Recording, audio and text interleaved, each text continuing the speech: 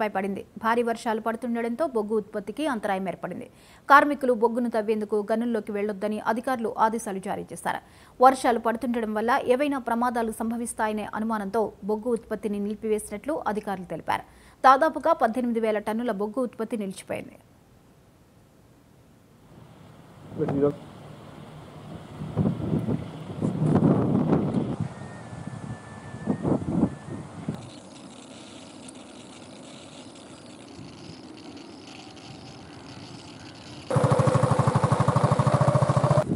మనకి బొగ్గుంది కదా, అగో శవాలు ఆగిపోయింది అక్కడ. రోడ్లు బాగాలేక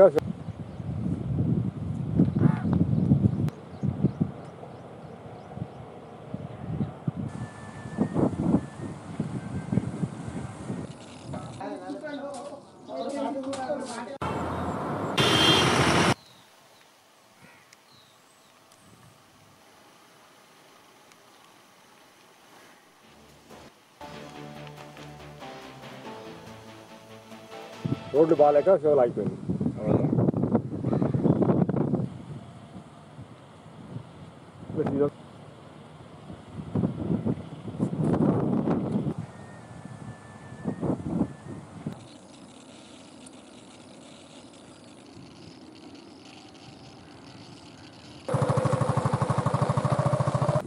మనకి బొగ్గుంది కదా, అగో శవాలు ఆగిపోయింది అక్కడ.